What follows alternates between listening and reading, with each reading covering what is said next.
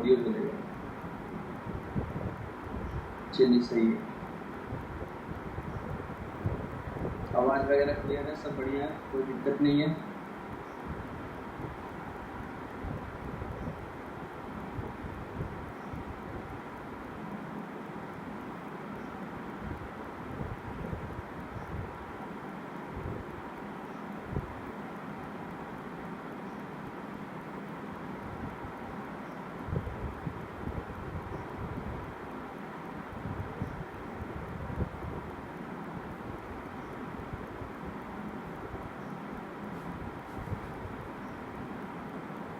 चलिए एक्टिविटी बना लिया, अच्छा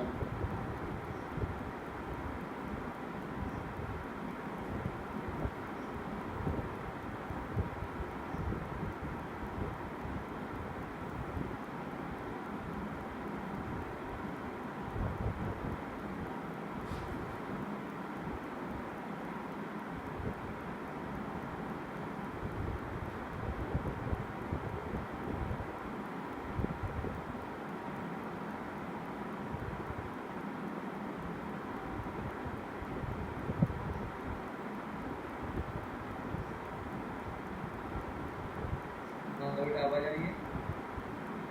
चलिए तो स्टार्ट करते हैं, आज का लेक्चर है ना। हम मनीष कोटा में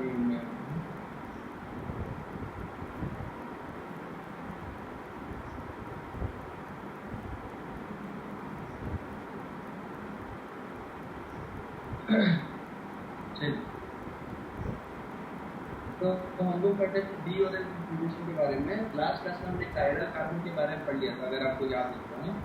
काइरल कार्बन के बारे में हमने पढ़ लिया था, जिसमें आर और एस कॉन्फ़िगरेशन की बात की थी। अभी हम लोग पढ़ने वाले हैं डी और एल कॉन्फ़िगरेशन। चलिए सब लोग ध्यान से समझेंगे बेटा। जैसा कि मैंने बताया था कि डी और एल कॉन्फ़िगरेशन जो है ये मॉलिक्यूल के लिए होता है, और कौन कौन से मॉलिक्यूल के लिए होता है? एक अमीनो एसिड के लिए होता है और दूसरा कार्बोहाइड्रेट्स के लिए होता है। ये इतनी बात समझ में आ गई। चलिए अमीनो एसिड और कार्बोहाइड्रेट्स के लिए अब ध्यान से समझेंगे इस बात को कि अगर अपने को कार्बोहाइड्रेट्स की बात की जाएगी, अगर कार्बोहाइड्रेट्स की बात की जाएगी तो दिमाग में एक बात रखेंगे आप, और वो बात ये रहेगी कि हम लोग ग्लिसरल्डिहाइड के रिस्पेक्ट में बात करेंगे। किसके रिस्पेक्ट में बात करेंगे? ग्लिसरल्डिहाइड के रिस्पेक्ट में। आपको ग्लिसरल्डिहाइड दिख रहा है, ये है ग्लिसरल्डिहाइड, ठीक है। ये वाला जो है ये है ग्लिसरल्डिहाइड, इसके रिस्पेक्ट में बात करेंगे। और हम लोग ये डी और एल कॉन्फ़िगरेशन जो बात करते हैं, ये बात करते हैं हम लोग, ये जो हम बात करते हैं बेटा फिशर प्रोजेक्शन, ठीक है। इससे बात करते हैं फिशर प्रोजेक्शन में।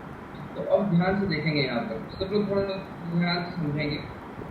कभी भी डी और एल आपको बताना है, capital D and capital L configuration किसके लिए होगा?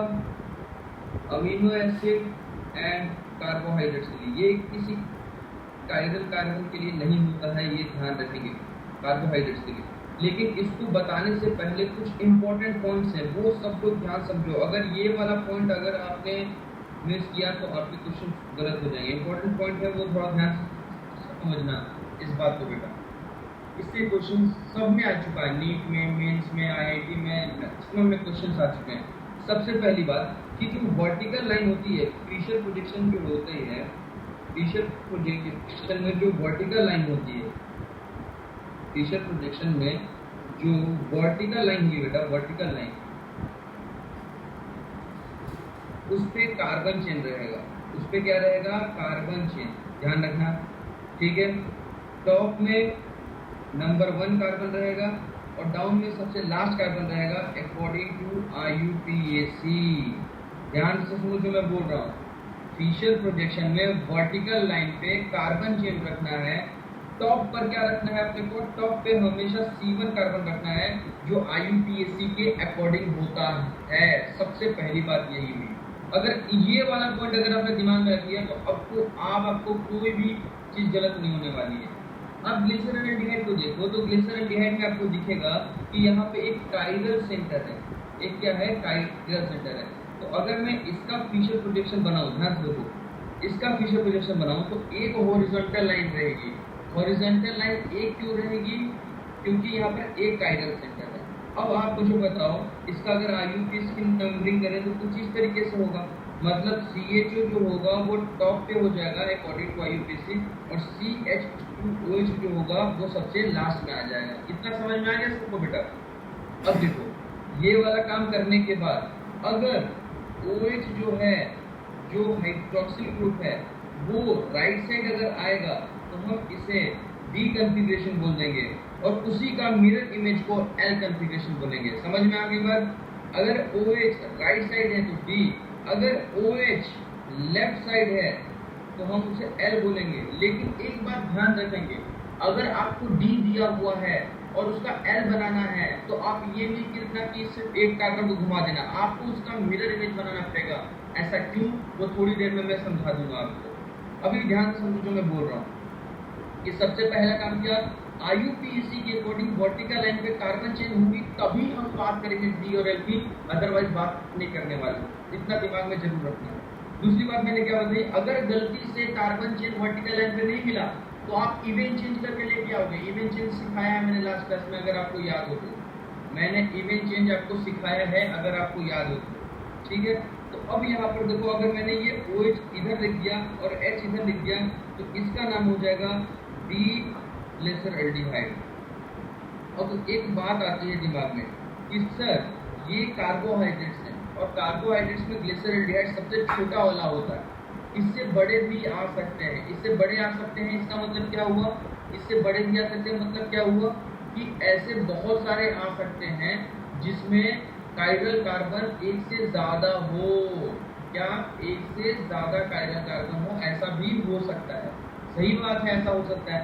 तो उसके लिए क्या करेंगे? तो उसके लिए बेटा फिर से वही बात, वर्टिकल लाइन पे कार्बन चेन और लास्ट कायरल कार्बन को देख के आंसर देना है। लास्ट कायरल कार्बन को देख के आंसर देना है। एक बात दिमाग में जरूर रख लें। जल्दी से बताओ, अभी तक जो मैंने समझाया आप सबका क्लियर हुआ?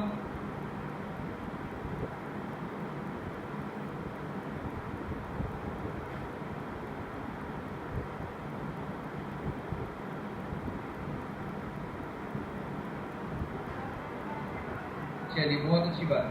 तो देखिए, ये सब बातें लिखी हुई है, ध्यान से देखेंगे। मैं फिर से बता रहा हूँ, टेंशन मत लो, ध्यान से देखो। टॉप का C1 मतलब क्या हुआ, ध्यान से देखो। फिर से मैं बता रहा हूँ, most oxidised carbon should be present at top vertical line in Fischer projection. Most oxidised का मतलब क्या हुआ, देखो ध्यान से। आपको पता होगा कि एल्डिहाइड, कीटोन और कार्बोक्सिलिक एसिड, यही तीन रहेंगे बेटा अपने कार्बोहाइड्रेट्स में, यही तीन मिलेंगे।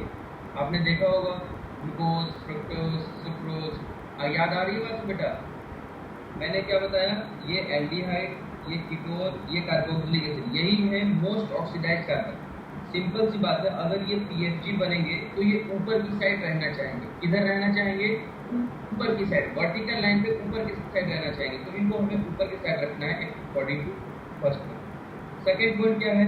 CH2OH या R। CH2OH जनरली कार्बोहाइड्रेट्स में यही दिखता है, या अमीनो एसिड में कार्बन भी दिख जाता है, तो उसको हमें वर्टिकल लाइन के बॉटम पे रखना है। देखो, यही बात है जो मैंने अभी आपको बताई, शायद तब आपको क्लियर हो गया होगा। थर्ड पॉइंट क्या है कि रिलेटिव पोजीशन OH, कार्बोहाइड्रेट्स में OH को देख के अपने को डिसाइड करना पड़ता है, और अमीनो एसिड में NH2 को देख के डिसाइड करना पड़ता है। अगर राइट साइड है तो D बोल देंगे OH या NH2, और अगर लेफ्ट साइड है तो हम उसे L बोल देंगे। इतनी बात समझ में आ गई? क्लियर हुआ? अगर लास्ट पॉइंट मैं फिर से बता रहा हूँ, ध्यान समझना। अगर मान लो if more than one chiral centre present, if more than one chiral center present, then we will check last chiral carbon। अब देखो, तुमको एग्जांपल से क्लियर होना होगा। लास्ट कायरल, चलिए उससे पहले कार्बोहाइड्रेट्स के बारे में मैं बता दूं फिर से। ग्लिसरॉल्डिहाइड सबसे छोटा है। अमीनो एसिड का नाम आपने सुना होगा बेटा। अमीनो एसिड क्या होता है पहले ये समझ लीजिए।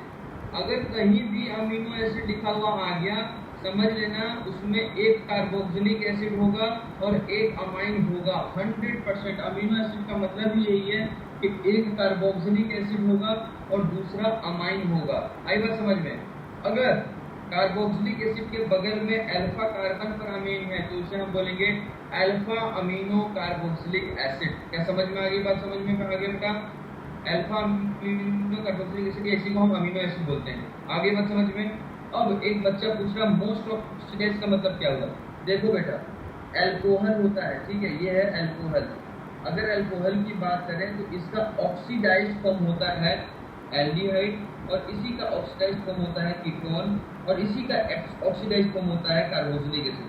तो इन तीनों में जो भी दिखेगा उसको ऊपर रख देना है। अब कोई पूछेगा कि ये तीनों सर एक साथ आ गया तो नहीं आएगा।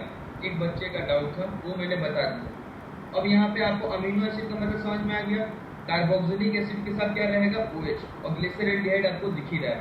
तो अब आपके सामने पहला क्वेश्चन यहाँ पे लिखा हुआ है, इसको D और L बताना था। अगर D और L बताना है तो मेरा दिमाग क्या कहता है, क्या वर्टिकल पर कार्बन चेन है? देखो पहले सबसे पहला काम यही, अगर किसी ने OH और NH2 को राइट साइड देख लिया तो गलत है। सबसे पहला काम वही है। अब देखो वर्टिकल पे कार्बन चेन है, एल्डिहाइड ऊपर है, सही बात है, ये कार्बन नीचे है। अब OH किधर है? राइट साइड है, तो हम इसे D बोल देंगे। और अगर D है तो इसी का मिरर इमेज, ध्यान से समझना, पूरा का पूरा उल्टा कर देना है, उसका मिरर इमेज L फॉर्म हो जाएगा। आगे समझ में? श्रेष्ठ यादव बोल रही अल्फा क्या है? अल्फा पोजीशन है। समझ में आई बात? अगर नाम लो कार्बोक्सिलिक एसिड के बगल वाला कार्बन हो गया तो उसको मैं अल्फा बीटा बेसिकली पोजीशन बताता है और कुछ नहीं बताता है।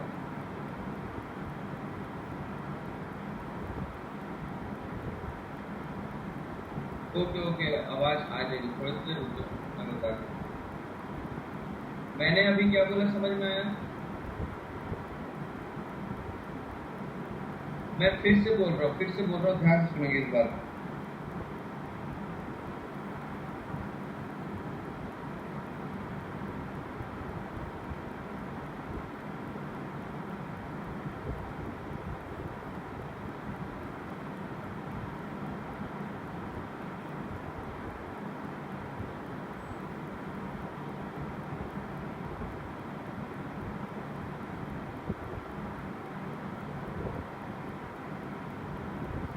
हाँ मैं बोल, अब आवाज आ रही है क्या? मेरी आवाज आ रही है बेटा?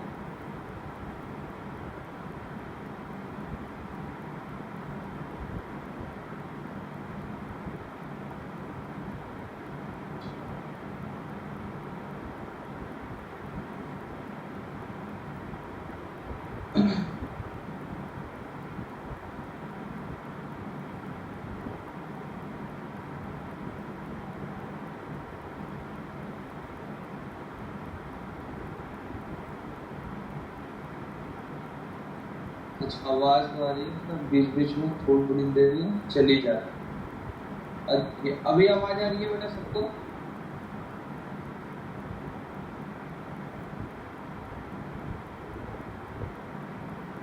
चलिए सब लोग, अभी तक मैंने यही बताया सिर्फ कि D और L एक दूसरे के मिरर इमेज होते हैं। अगर D आपके सामने दिया हुआ है तो उसका मिरर इमेज L होगा। अगर D आपके सामने दिया हुआ है तो उसका मिरर इमेज L होगा। बस इतनी सी बात मैंने बताई है, इससे ज्यादा कुछ नहीं बताया। आगे बात समझ में बेटा? क्लियर हो गया? चलिए अमीनो एसिड के केस में देखिए क्या होगा। कार्बोक्सिलिक एसिड, ध्यान से देखेंगे, कार्बोक्सिलिक एसिड है और NH2 है। देखो पहले वर्टिकल लाइन पे क्या कार्बन चेन है? क्या वर्टिकल लाइन पे कार्बन चेन है?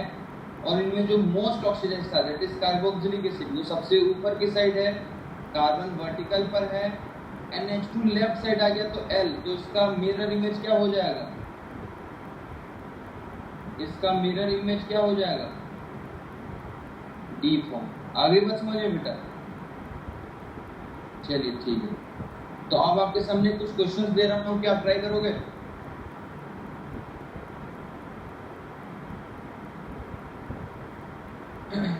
चलिए सब लोग ट्राई करो जरा।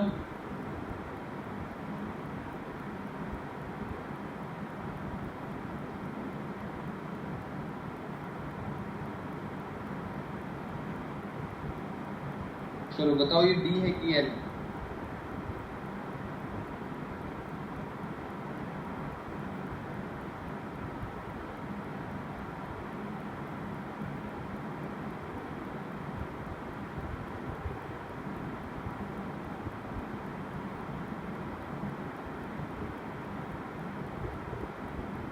बेटा डी और एल कुछ ना कुछ है। बेटा राजेश का ज्यादा ऑक्सीडाइज कैसे पता चलेगा? Aldehyde ketone carboxylic acid in तीनों में से जो एक दिखेगा उसको टॉप पे रखना है। एल्डिहाइड कीटोन और कार्बोक्सिलिक एसिड में जो दिखेगा उनको टॉप पे रखना है। पहला वाले क्वेश्चन में अगर मैं बात करूं तो बेटा इसमें पता है क्या करना था? ध्यान से देखो, ये तो सही है अपने जगह पे, कोई दिक्कत नहीं है, बट यहाँ पर हाइड्रोजन नहीं होना चाहिए था, यहाँ पर CH2OH होना चाहिए था, क्योंकि वर्टिकल लाइन पे नहीं है। तो इसको हटा के यहाँ पे CH2OH लिखेंगे और यहाँ पर H लिखेंगे। मैंने ऑल टाइम चेंज कर दिया, गलत हो गया बेटा। मैंने ऑल टाइम चेंज कर दिया, गलत है, इसे इवन टाइम चेंज करना होगा। इसके OH से हम इसे चेंज कर देंगे। ये H यहाँ पे आ गया और यहाँ OH आ गया, तो इसका ये डी कन्फिग्रेशन था। मैंने बार बार बताया है आपको, ध्यान से समझे इस बात को। कभी भी आपको डी और एल बताना है, सबसे पहला काम वर्टिकल लाइन पर कार्बन चेन होनी चाहिए। अगर नहीं है तो लेकर आओ इवन चेंज में। आगे बात समझ में? चलिए नीचे वाले क्वेश्चन को अब देख के बता दो जल्दी से।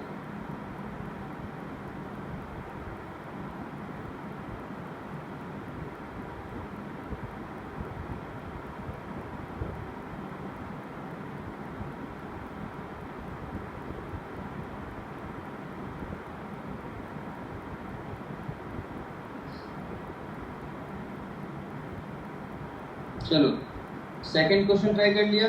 तो मुझे पता है कि इस कार्बोक्सिलिक एसिड को कहाँ रहना चाहिए था, हटा के यहाँ पे रख दिया और यहाँ H रख दिया। मैंने और चेंज किया, गलत है। अब क्या करूँगा? फिर से इसको चेंज कर दूंगा, H और यहाँ NH2। ये L फॉर्म था। मैक्सिमम बच्चों का सही है, एक गलत हमारा। अगले में देखो चार सेंट्रल 2 4, लेकिन डी